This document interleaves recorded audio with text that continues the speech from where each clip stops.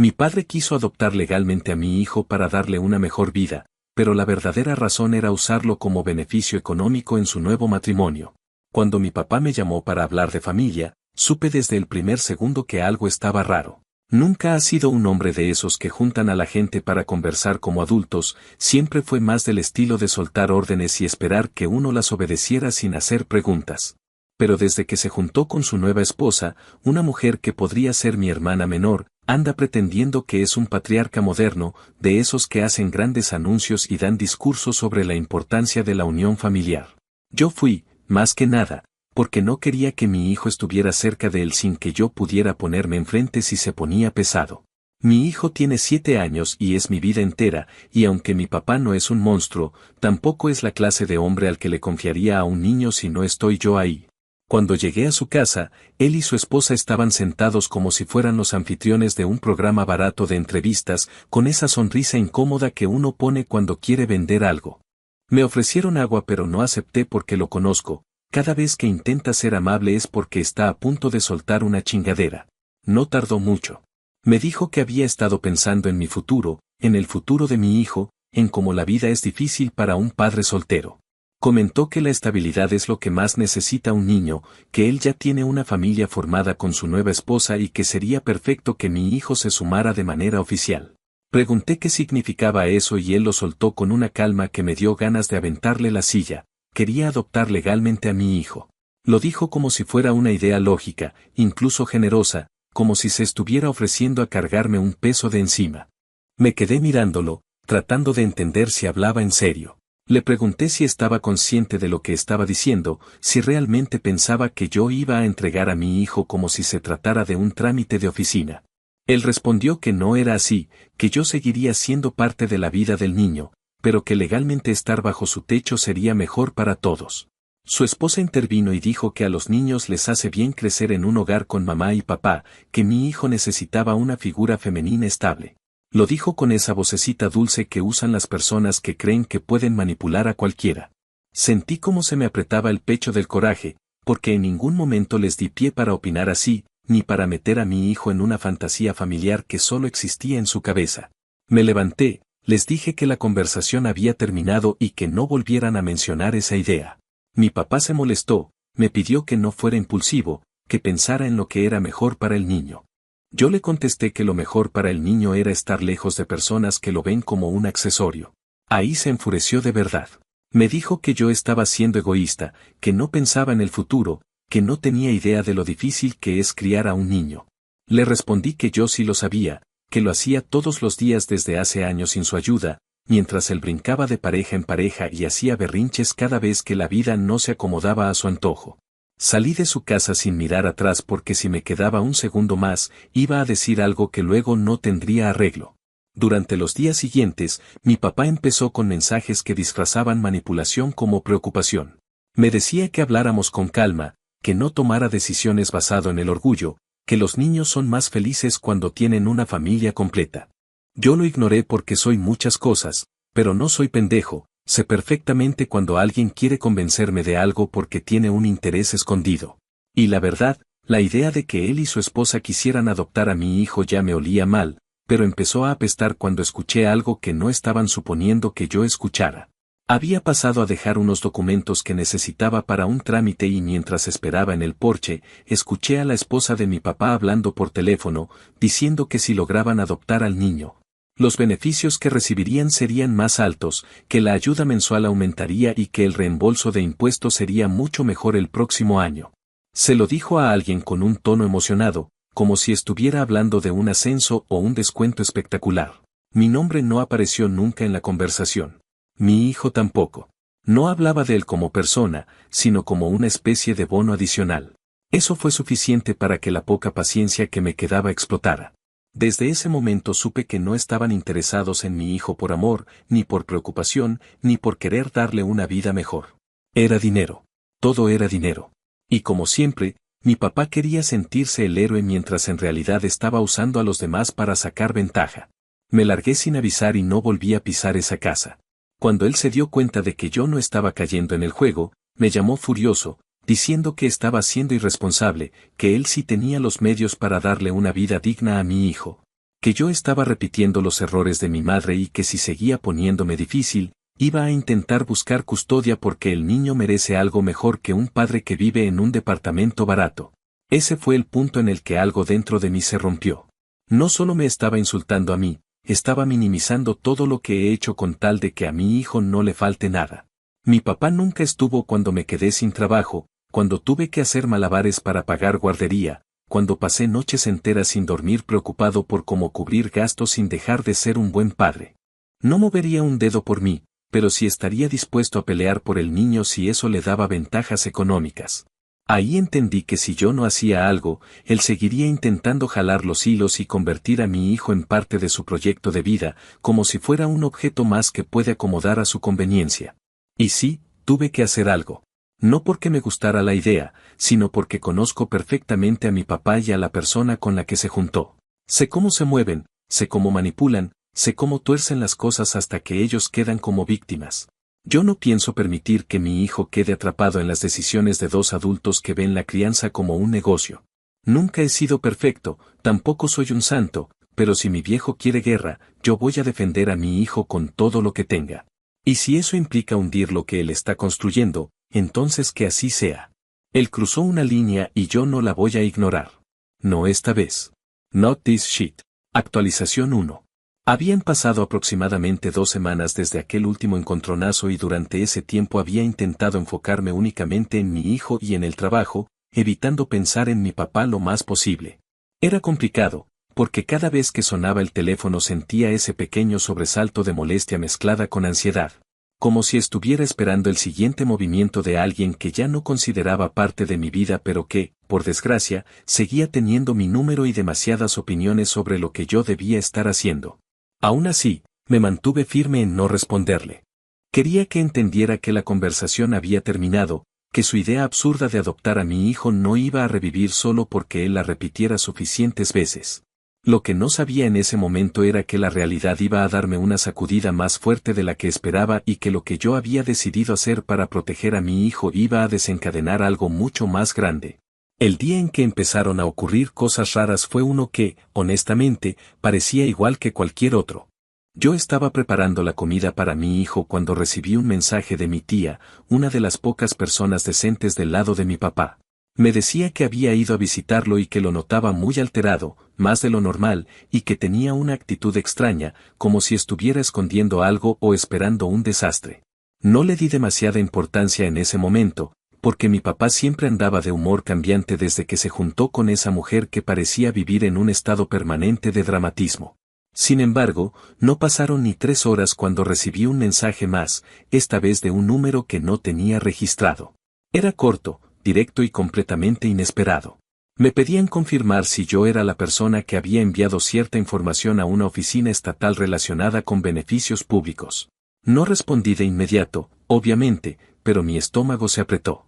Sabía perfecto qué información era, porque había sido yo quien la había enviado. Cuando decidí hacerlo, no fue una decisión impulsiva ni tomada por rabia.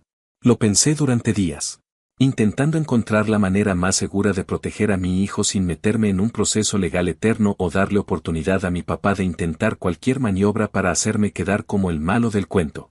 Había escuchado demasiadas veces a su esposa hablando de ayudas, de cómo se manejaban ciertos trámites, de cómo una amiga suya había logrado acomodar documentos para recibir más dinero del Estado. Nunca le di importancia porque no era mi problema, pero después de escucharla hablar de mi hijo como un número más para inflar beneficios, recordé conversaciones sueltas de las que yo no había querido formar parte. Detalles que ella soltó porque pensó que yo no estaba prestando atención. Fechas que no coincidían, direcciones que no eran suyas, un supuesto traslado que nunca ocurrió. Todo apuntaba a que llevaba tiempo aprovechándose del sistema, disfrazándolo de necesidad económica cuando en realidad lo que buscaba era vivir cómodamente sin tener que mover un dedo.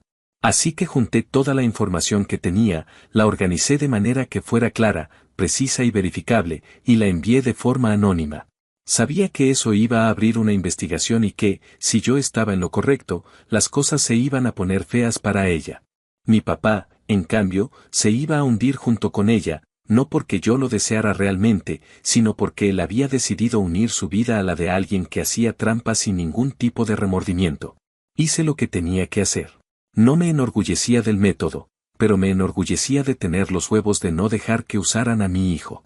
La primera señal de que la investigación había empezado fue el mensaje del número desconocido. La segunda fue una llamada de mi papá entrando al buzón de voz a una velocidad que me dejó claro que estaba fuera de sí. No contesté, pero sí escuché el mensaje más tarde. Mi papá estaba gritando, respirando como si hubiera corrido una maratón, y decía que tenía que hablar conmigo porque él sabía lo que había hecho. Dijo exactamente esas palabras, que yo sabía lo que había hecho y que estaba arrepentido de ser tan buen padre conmigo porque siempre terminaba traicionado. En ningún momento mencionó a su esposa, ni mencionó los beneficios suspendidos, ni mencionó la visita que seguramente había recibido de una investigadora estatal. Solo se dedicó a insultarme mientras intentaba presentarse como la víctima, una habilidad que desarrolló como si fuera un talento natural. A la mañana siguiente, mientras llevaba a mi hijo a la escuela, mi tía me llamó y esta vez me dio todos los detalles.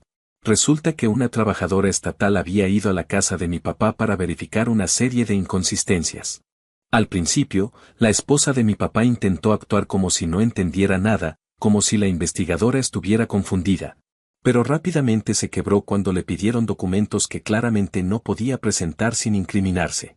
La investigadora tomó notas, pidió copias, hizo llamadas desde su propio teléfono y, en resumen, dejó su vida patas arriba en cuestión de horas. Mi papá, según mi tía, había pasado del enojo al pánico y del pánico a la paranoia absoluta. Andaba diciendo que alguien quería destruirlo y que esa persona seguramente estaba dentro de la familia.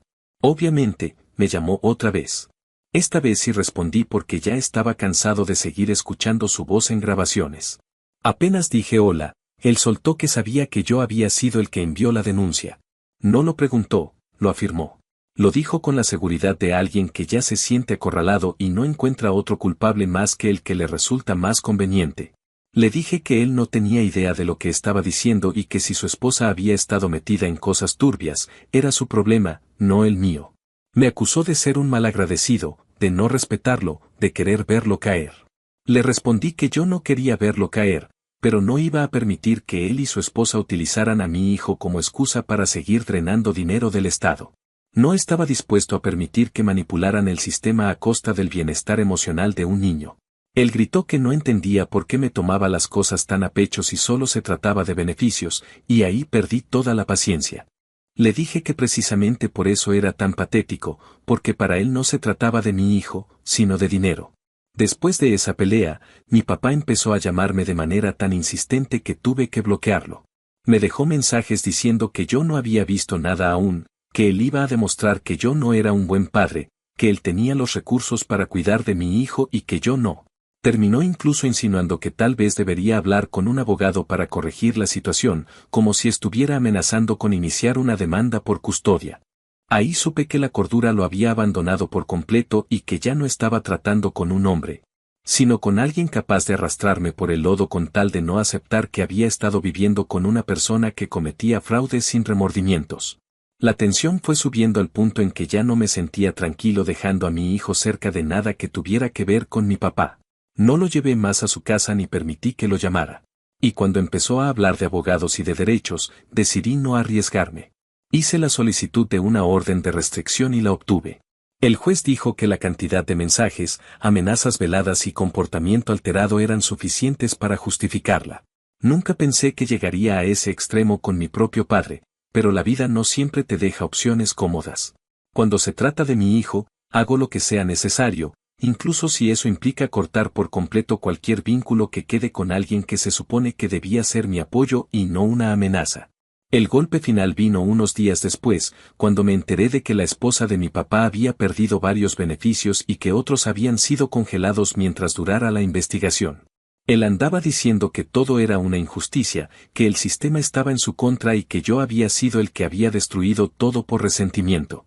Nunca mencionó que la única razón por la que estaban metidos en ese problema era porque ella había hecho trampa desde el principio. Nunca aceptó que el error había sido suyo. Para él era más fácil convertir todo en un ataque personal, porque así podía justificar el caos en su vida sin hacerse responsable de nada. Actualización 2. Habían pasado más o menos 4 semanas desde que todo se había desbordado y para ese punto yo creía que lo peor ya había quedado atrás. La investigación seguía en curso, Mi papá había dejado de llamarme porque lo tenía bloqueado en todas partes y yo había presentado la orden de restricción, la cual me dieron sin demasiada demora. Me sentía, por primera vez en mucho tiempo, como si estuviera recuperando el control de mi vida. No era un triunfo glorioso ni nada parecido, pero al menos ya no vivía con el temor constante de que mi papá apareciera con una idea nueva que pusiera en riesgo la estabilidad de mi hijo. Esa calma duró poco, porque aunque yo había hecho todo lo posible por mantener distancia, él no sabía parar ni sabía respetar límites, especialmente cuando sentía que estaba perdiendo algo que creía suyo. Y para él, aunque me costara admitirlo, yo y mi hijo siempre habíamos sido parte de ese inventario emocional que manejaba a conveniencia. El día que todo volvió a quebrarse empezó de forma completamente normal. Llevé a mi hijo a la escuela como siempre, hablé con su maestra sobre una presentación que iban a tener la semana siguiente y volví a casa para preparar café antes de irme a trabajar. No había pasado ni una hora cuando recibí una llamada de la directora de la escuela. Al principio pensé que se trataba de algo menor, tal vez que mi hijo había olvidado su lonchera o que necesitaban autorización para alguna actividad. Pero el tono de la directora me puso en alerta incluso antes de que dijera cualquier cosa. Hablaba despacio, con esa forma cautelosa que usan los adultos cuando están a punto de dar malas noticias. Me dijo que mi papá había aparecido en la escuela pidiendo ver a mi hijo. No había avisado, no había llamado, no llevaba ninguna razón válida. Simplemente se presentó en la oficina diciendo que quería pasar tiempo con su nieto. La directora, que ya estaba enterada de la orden de restricción porque yo se la entregué apenas la obtuve, le informó que no podía estar ahí y que debía retirarse inmediatamente. Mi papá reaccionó de la forma en que yo temía, se puso agresivo, discutió, elevó la voz y trató de convencerla de que yo estaba manipulándolo todo para alejarlo injustamente del niño. La directora llamó a seguridad interna de la escuela y estos le pidieron que se fuera. Él se negó y empezó a caminar por el pasillo como si quisiera dirigirse al salón de mi hijo. Eso fue lo que detonó la llamada a la policía. Mientras ella me contaba todo esto, yo sentía cómo me iba subiendo un calor incómodo por el pecho. No sabía si era enojo, miedo o una mezcla rara de las dos cosas. La directora me aseguró que mi hijo no vio nada, que lo mantuvieron en su salón y que los oficiales se llevaron a mi papá antes de que él pudiera acercarse. Yo agradecí, aunque la palabra se sintió insuficiente.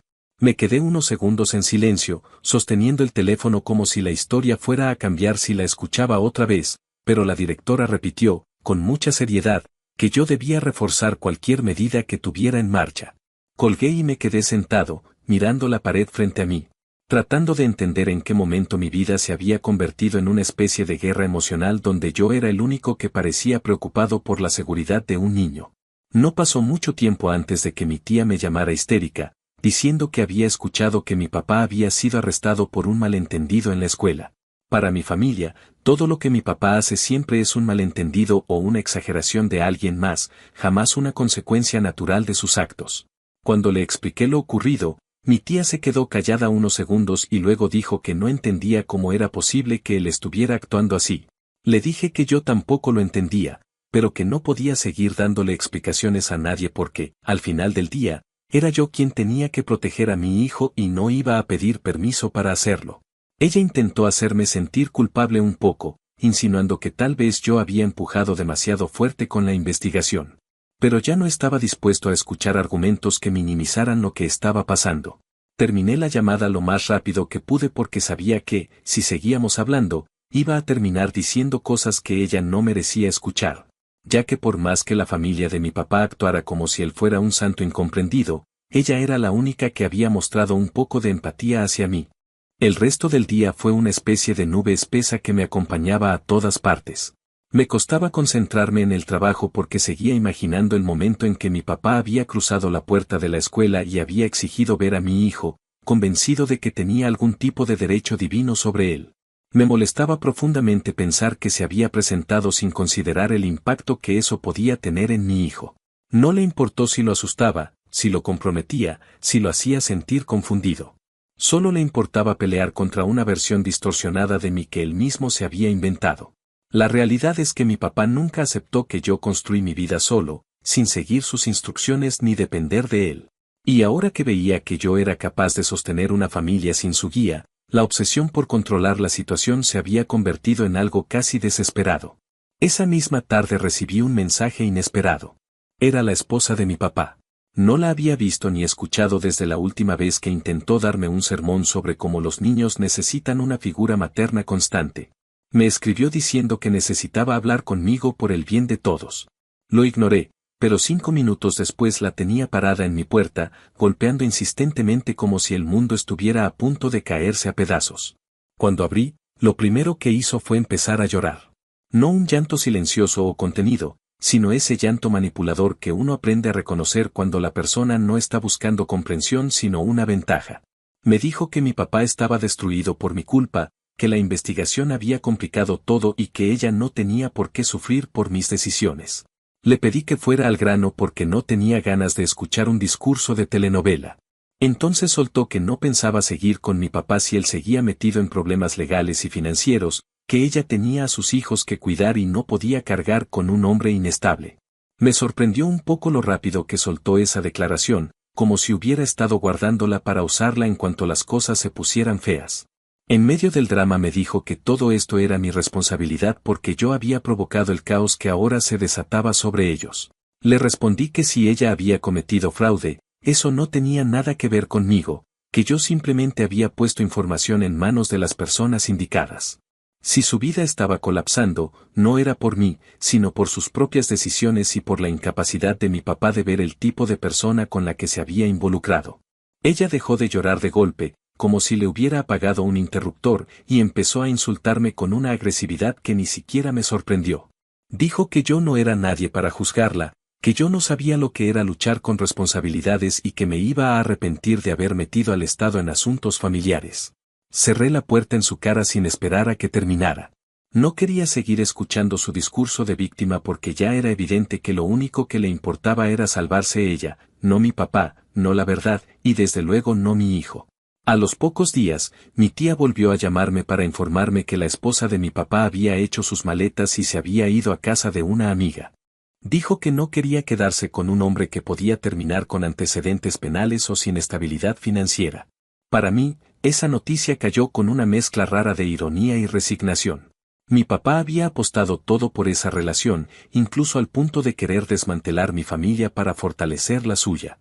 Y ahora esa misma relación lo estaba dejando en un punto vulnerable, sin apoyo, con la casa patas arriba y con una investigación encima.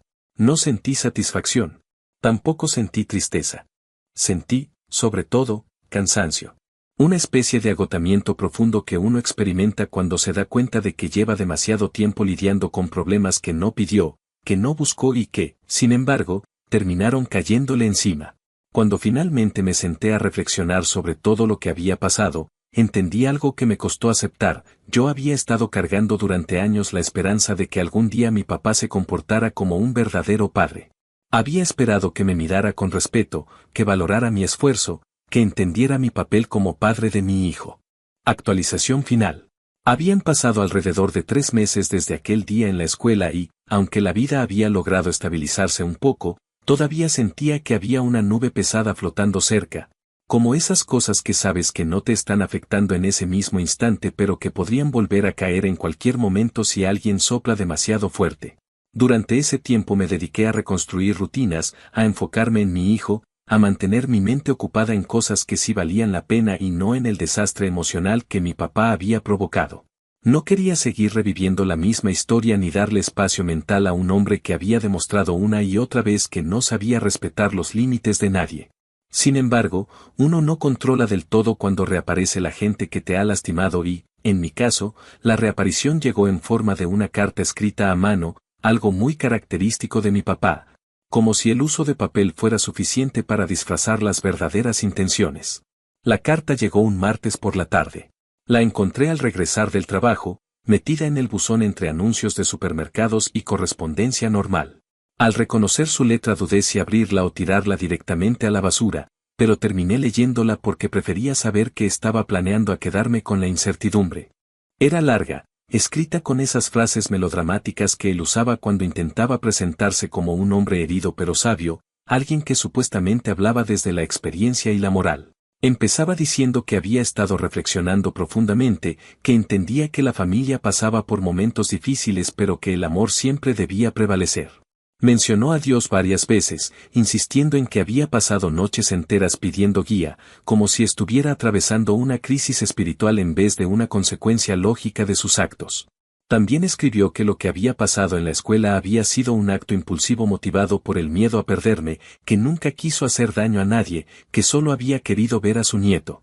Esa parte, más que conmoverme, me produjo una especie de cansancio moral, como si estuviera leyendo el mismo discurso de siempre envuelto en palabras nuevas. Lo más inquietante de la carta era el tono final. Después de hablar de arrepentimiento y disculpas indirectas, terminó pidiéndome que reconsiderara la distancia entre nosotros. Dijo que él no iba a estar en este mundo para siempre, que necesitaba recuperar a su familia antes de que fuera demasiado tarde, que la vida era corta y que nadie podía vivir cargando rencores. Me pidió que lo llamara, aunque sea para gritarme, escribió, como si eso fuera una invitación razonable. La carta estaba claramente escrita desde una mezcla de miedo, ego y manipulación, una combinación que se había vuelto demasiado familiar a lo largo de mi vida. La guardé en un cajón, no porque quisiera preservarla, sino porque no quería dejarla tirada por la casa donde mi hijo pudiera verla algún día. Al día siguiente hablé con mi tía para corroborar la versión que él intentaba transmitir. No tardó en confirmarme que mi papá estaba atravesando uno de los momentos más complicados de su vida. Me dijo que la esposa lo había dejado definitivamente, que se había llevado casi todas sus cosas y que incluso había intentado culparlo públicamente para quedar como víctima ante sus amigas. Mi papá, por su parte, estaba viviendo en un pequeño apartamento de un complejo antiguo, pagando una renta que apenas podía cubrir porque parte de sus ingresos habían sido retenidos durante la investigación. Al parecer, había vendido varios muebles y herramientas que había acumulado durante años para mantenerse a flote. Lo relató mi tía con una mezcla de pena y lealtad mal ubicada, insistiendo en que él estaba pagando demasiadas cosas por errores que no eran suyos. No quise discutir con ella porque sabía que nunca entendería la dimensión completa del problema. Para la mayoría de mi familia, mi papá siempre ha sido ese hombre que trabaja mucho y sufre en silencio, no el que empuja a los demás hacia el caos cuando no obtiene lo que quiere. Durante semanas me quedé pensando si debía responder la carta, no por él, sino por mí mismo. Una parte de mí, la más cansada, quería simplemente cerrar ese capítulo con algo mínimo, como una respuesta corta que dejara claro que no había vuelta atrás. Pero otra parte, una parte que había crecido desde que me convertí en padre, sabía que cualquier respuesta podía interpretarse como una puerta abierta para que él volviera a tener presencia en mi vida de forma desordenada. Yo no quería eso. No quería que regresara con promesas vacías ni con demandas disfrazadas de afecto. No quería que mi hijo viviera expuesto a una figura que actuaba por impulso y que no sabía reconocer el daño que provocaba. Había pasado demasiado tiempo intentando entenderlo, tratando de justificar por qué era como era, dándole segundas oportunidades que nunca dieron frutos. Había llegado el punto en que ya no podía seguir cargando con la culpa heredada que él siempre esperaba que yo aceptara. Un par de semanas después, lo vi sin querer en el estacionamiento de una tienda. Yo iba saliendo con mi hijo y él estaba entrando, solo, cabizbajo, con un aspecto más deteriorado del que recordaba. No me vio o fingió no hacerlo. Supe entonces que no necesitaba responderle nada. El simple hecho de verlo así, alejado, sin la fuerza que solía proyectar, me confirmó que estaba enfrentando la caída que había construido con sus propias decisiones. No sentí satisfacción. No sentí venganza en el sentido tradicional. Sentí una tranquilidad amarga, una especie de cierre silencioso que no dependía de palabras ni de cartas ni de discusiones. Era simplemente la certeza de que ya no teníamos nada que ofrecernos el uno al otro. Esa noche, después de acostar a mi hijo, me senté un largo rato en el sofá pensando en todo lo que había ocurrido desde que mi papá intentó convencerme de que lo mejor era que él adoptara a mi hijo. Recordé su insistencia, su manipulación, su incapacidad para ver más allá de su propio deseo de control. También recordé el momento en que entendí que mi obligación no era complacerlo a él ni sostener una relación dañina solo porque compartíamos sangre. Mi obligación era proteger a mi hijo y asegurarme de que creciera en un entorno donde las decisiones se tomaran con amor genuino y no con intereses escondidos. Me di cuenta entonces de que, aunque me dolía aceptar que la distancia con mi papá era definitiva, también era lo más sano que podía haber hecho. Al final, la vida no me dio un final elegante ni una conversación de reconciliación donde ambas partes se entienden y cierran heridas. Me dio algo más real. Me dio la claridad para ver que no todas las relaciones familiares deben conservarse y que a veces la única manera de proteger algo valioso es alejándose de quien amenaza con destruirlo. Mi papá eligió caminos que yo jamás voy a seguir, y esa diferencia, por más dura que sea, marca la separación entre su mundo y el mío.